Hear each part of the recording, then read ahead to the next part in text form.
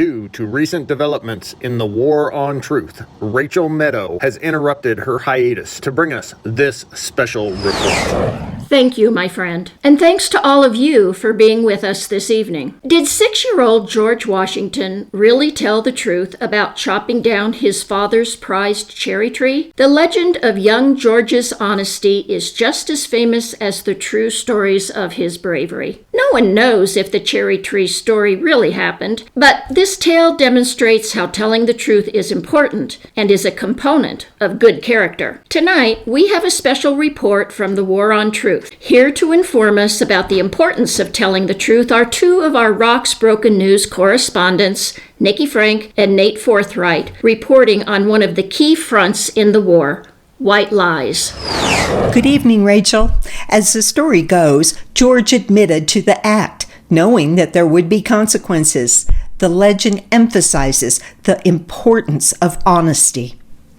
That's right, Nikki. People are mostly honest most of the time. Yet studies support the notion that 95% of people cannot go an entire week without telling at least one little white lie. When they are told to maintain polite social manners and courtesies, white lies seem harmless. As an example, a dinner guest praises the delicious meal that the host has prepared, knowing that the food was not tasty at all. This is a white lie, and it is meant to spare the feelings of the host. Or a young child proclaims, "I didn't hit my sister on purpose," hoping to avoid repercussions from the parent. The "on purpose" perhaps was a white lie. Here's another instance. If someone asks why a most recent romantic relationship ended, you might preserve your ego by saying it was a mutual breakup, rather than admitting the truth that you were dumped. This is a white lie, Rachel. Thank you for being so clear and helping us to understand white lies. Another, more serious rationale for not being truthful is power deference. People tend to tell white lies to those in power to avoid appearing insubordinate. Some things that began as white lies told by Donald Trump, his staff, and supporters led to big lies and real untruths. A white lie is a small, socially acceptable, inconsequential, and benign untruth, often told for reasons of propriety or avoiding embarrassment. But making a habit of telling white lies can lead to other forms of dishonesty. Do I have that right? Yes, Rachel, a white lie can also be construed as bending the truth. And there are some ways that bending the truth can lead to an out-and-out attack on the truth. And we're seeing plenty of examples of these today. Disinformation, misrepresentation, half-truths, fake news, exaggeration, alternative facts, and distortion.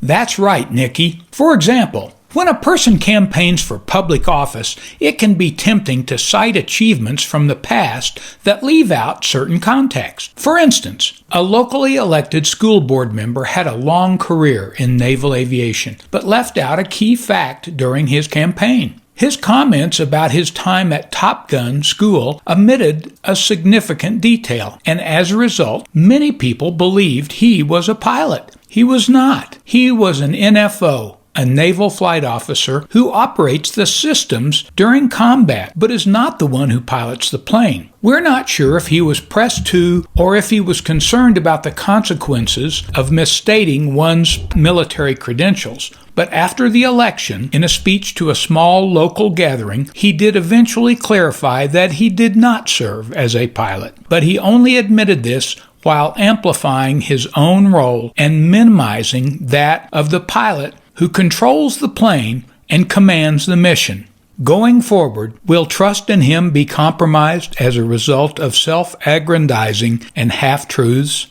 Well, thank you both for this insightful reporting. I would add that the media has a role to play with bending the truth. When the full story on a subject is presented in a manner to appeal only to the audience it wants to reach and influence, bending the truth becomes a norm. We see this every day in the press, and it has led to distrust and division among the population. Spinning, Bending the truth and white lies are often a distraction from the real truth, a tool for control, or a show of power. As we have seen over the past few years, bending the truth, once it takes hold, often leads to rampant lying, which has resulted in a war on truth. We will continue to report from the front, so watch this space.